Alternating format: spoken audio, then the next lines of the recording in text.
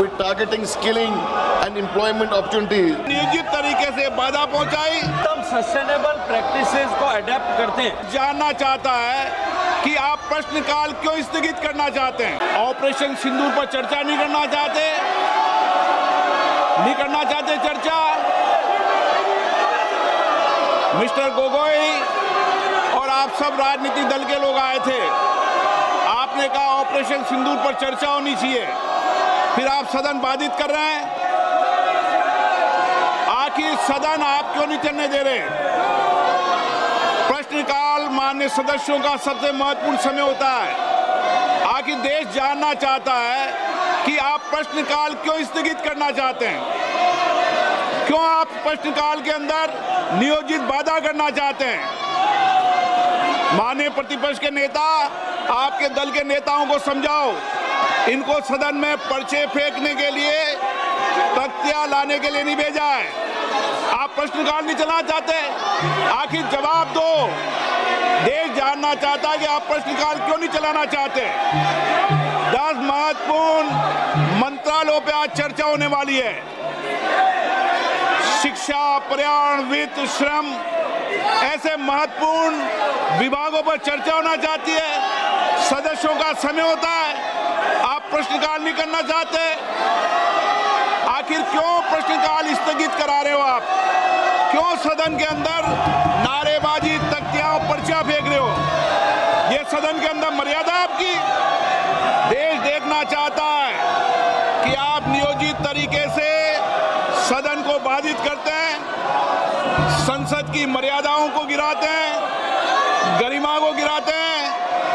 आप चर्चा नहीं करना चाहते, आप मुद्दों पर विषय नहीं रखना चाहते, प्रश्नकाल पर माननीय सदस्यों को बोलने नहीं देते आप।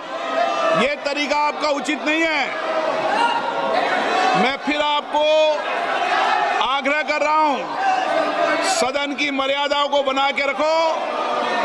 सदन सबका है, देश की 140 करोड़ जनता की अभिव्यक्ति का सर्वोच्च संस्था है। आप इसी तरीके का आचरण व्यवहार करना चाहते हैं, ये देश देखेगा कि आपने प्रश्नकाल को नियोजित तरीके से बाधा पहुंचाई, तख्तियां लहराई, पर्चे फेंके, नारेबाजी करी। NR standard in the sector. Lastly, I would to ask the minister, is there any dashboard which the government is intends to put out, which will help travelers to make their decision to stay at places?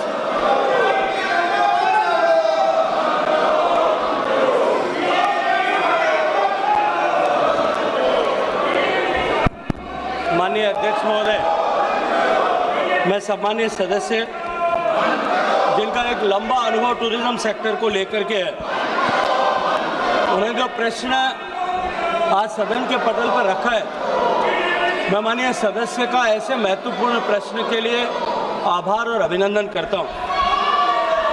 माननीय सभापति महोदय, माननीय प्रधानमंत्री जी ने mission life की अवधारणा, lifestyle for environment की अवधारणा हम सबको दी है कि हम प्रकृति और पर्यावरण के घटकों की सुरक्षा करते हुए, उनकी चिंता करते हुए अपना जीवन जिए। उसी अनुक्रम में मिनिस्ट्री ऑफ जल शक्ति के सैनिटेशन डिपार्टमेंट ने, जब मैं उस मंत्रालय में काम कर रहा था, हमने एक इनिशिएटिव लिया था कि टूरिज्म सेक्टर में भी उसको और अधिक सस्टेनेबल बनाने के लिए हमने ग्रीन लीफ रेटिंग की ऐसी व्यवस्था की थी ताकि ऐसे टूरिज्म सेक्टर की ऐसी प्रॉपर्टीज, असेट्स, होटेलियर्स जो अधिकतम सस्टेनेबल प्रैक्टिसेस को अडेप्ट करते हैं, उनको हम जिस तरह से होटल्स का कैटेगराइजेशन 1 सितारा, 2 सितारा, 3, 4, 5 सितारा में होता है, इसी तरह से सस्टेनेबिलिटी प्रैक्टिसेस के आधार पर उनका कैटेगराइजेशन किया जा सके। और उसका परिणाम ये हुआ कि उसके चलते हुए बहुत सारी सस्टेनेबिलिटी प्रैक्टिसेस को अब होटल्स ने अडेप्ट करना शुरू किया है।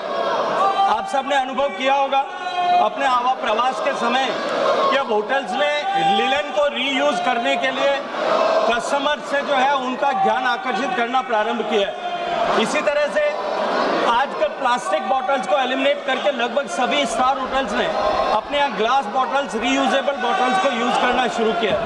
ऐसे अनेक तरह की गुड प्रैक्टिसेज अब जो है होटल्स ने प्रारंभ की है। इसी के साथ साथ में जो डिमांड साइड के साथ साथ डिमांड साइड में भी सप्लाई साइड के साथ साथ में अब सेंस ऑफ अवेयरनेस आए, इसको लेकर के भी हमने एक प्रयास प्रारंभ किया है, जहां हमने टूरिस्ट को ज़्यादा एनवायरनमेंट फ्रेंडली और सस्टेनेबल प्रैक्टिसेस को अडेप्ट करे, इस दृष्टिकोण से जागरूक करने के लिए विभिन्न प्रयासों को प्रारंभ किया है। आज उसके भी कुछ स्तर तक परिणाम दिखाई देते हैं। हम राज्य सरकारों के साथ मिलकर के इसको और अधिक नीचे के गहराई तक ले जाने के लिए काम कर रहे हैं। माननीय सदस्य ने डैशबोर्ड बना करके भविष्य में इस तरह से इंसेंटिवाइज करने का सुझाव दिया है। मैं माननीय सदस्य के सुझाव का स्वागत करता हूं। निश्चित रूप से विचार करने के योग्य है। आने वाले समय में हम इसे और अधिक विस्तार प्रदान करने के लिए हमने टूरिस्ट को गाइड करने के लिए टूरिस्ट सस्टेनेबल प्रैक्टिसेस को अडेप्ट करें, इसको लेकर के हमने पर्यावरण मित्र, पर्यटन मित्र और पर्यटन दीदी ऐसी योजनाएं भी प्रारंभ की है, जिसमें हम टूरिस्ट को मोर जो है सस्टेनेबिलिटी प्रैक्टिसेस को अडेप्ट करने के लिए जागरूक कर रहे हैं। Sir, I would like to ask the second question. In light of the recent research published by the Nature Communication, which is a research foundation research paper, which finds that India, along with US and China, contribute to 60% increase in tourism-related carbon emission between 2009 to 19. May I ask, globally, may I ask the Honourable Minister, measures taken by the government to reduce environment impact on tourism sector, particularly through low carbon transport, energy efficient infrastructure and ecotourism promotion. Additionally, industry like CAI and EY, Ernst & Young, has projected that India will need 61.3 lakh skilled workers in tourism sector by 2036. How does the ministry plan to ensure the growth of the sector and remain inclusive with targeting skilling and employment opportunities for women, scheduled caste, scheduled tribe and other backward regions, which will help to promote tourism and especially in the tourism states? धन्यवाद माननीय सभापति महोदय, माननीय अध्यक्ष महोदय। माननीय सदस्य ने दो अलग अलग प्रश्न किए हैं। हालांकि दूसरे प्रश्न का मूल प्रश्न से संबंध नहीं है, लेकिन फिर भी मैं माननीय सदस्य की संतुष्टि के लिए उसका प्रत्युत्तर देना चाहता हूँ। पहले प्रश्न जो उन्होंने पूछा, मुझे लगता है कि मैंने अपने फर्स्ट सप्लीमेंट्री को रिप्लाई करते हुए विस्तार से उस विषय को रखा है कि हमने सस्टेनेबिलिटी को इंसेंटिवाइज करने, सस्टेनेबल प्रैक्टिसेस को अडेप्ट करने, डिमांड और सप्लाई दोनों साइड में, उसके लिए बहुत सारी प्रैक्टिसेस को प्रारंभ किया है। टूरिज्म मूलतः प्रारंभिक रूप से राज्य का विषय है। राज्य सरकारों ने भी इस पर बहुत सारे इनिशिएटिव लिए हैं। सिक्किम ने अपने यहाँ पर जिस तरह से ज़ीरो प्लास्टिक की कॉन्सेप्ट के साथ में काम करना शुरू किया है, से बहुत सारे डेस्टिनेशंस में इस तरह के गुड प्रैक्टिसेस को अडेप्ट करने का प्रभाव दिखाई देता है। अभी हाल ही में माननीय प्रधानमंत्री जी के नेतृत्व में उत्तर प्रदेश में जो प्रयागराज का कुंभ आयोजित हुआ, 66 करोड़ लोग वहाँ गए। लेकिन मैं जिम्मेदारी के साथ में कह सकता हूँ, पक्ष विपक्ष के सभी माननीय सांसदों ने वहाँ पर जो है कुंभ में स्नान किया होगा, लेकिन कुंभ में ज़ीरो प्लास्टिक उपयोग किया गया और प्लास्टिक वेस्ट वहाँ कलेक्ट नहीं हुआ। अगर हम सब लोग मिलकर के प्रयास करते हैं, निश्चित रूप से उसका परिणाम आता है। दूसरा, माननीय सदस्य ने एम्प्लॉयमेंट को लेकर के बात किया कि आने वाले समय में जो है स्किल्ड वर्कफोर्स की आवश्यकता पड़ेगी। जिस तरह से माननीय प्रधानमंत्री जी के नेतृत्व में अर्थव्यवस्था आगे बढ़ रही और देश के 30 करोड़ लोग गरीबी की रेखा के बाहर माननीय प्रधानमंत्री जी के द्वारा प्रारंभ की योजनाओं के कारण से निकल पाए, उसके कारण से भारत में टूरिज्म जो है, डोमेस्टिक टूरिज्म बहुत तेजी के साथ में बढ़ा है और हमारे इकोनॉमी की ग्रोथ के साथ में और अधिक विस्तार इसमें होगा। उसको लेकर के सारी दुनिया के लोग ये मानते हैं कि जिस गति के साथ में टूरिज्म बढ़ रहा है, उसके पैरी पास हो हमको स्किल्ड वर्कफोर्स की आवश्यकता पड़ेगी। भारत सरकार अपने इंस्टीट्यूट्स के माध्यम से लोगों को, युवाओं को इस कैरियर हॉस्पिटैलिटी इंडस्ट्री में अडेप्ट करने के लिए प्रेरित करती है और उनको ट्रेन करती है।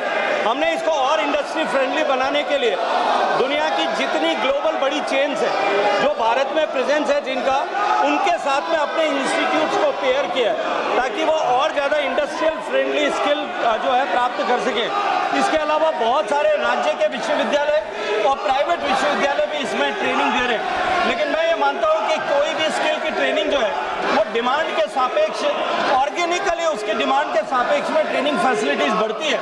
जैसे जैसे ट्रेनिंग फैसिलिटीज़ की आवश्यकता बढ़ेगी, मुझे लगता है सरकार के क्षेत्र में, राज्य सरकारों के द्वारा और यूनिवर्सिटीज एकेडमिया के द्वारा इसको एड्रेस करने के स्वाभाविक रूप से प्रयास होंगे। लेकिन निश्चित रूप से मैं ये मानता हूँ कि जिस गति के साथ में भारत में टूरिज्म बढ़ रहा है, आने वाले समय में भारत में टूरिज्म जो है वो एग्रीकल्चर के बाद में सबसे ज़्यादा एम्प्लॉयमेंट का कंट्रीब्यूटर होगा। और जो है जिस गति के साथ में हम बढ़ रहे हैं, आने वाले समय में जब भारत की अर्थव्यवस्था माननीय प्रधानमंत्री जी के नेतृत्व में 2047 तक जो अपेक्षित है, वहाँ पहुँचने तक tourism sector global rate of contribution of tourism जो है उसके अनुरूप 10% का कंट्रीब्यूटर बनेगी और निश्चित रूप से बड़े संख्या में लोगों को रोजगार उसके माध्यम से मिलेगा। माननीय सदस्य, क्या आप सदन बाधित करना चाहते हैं?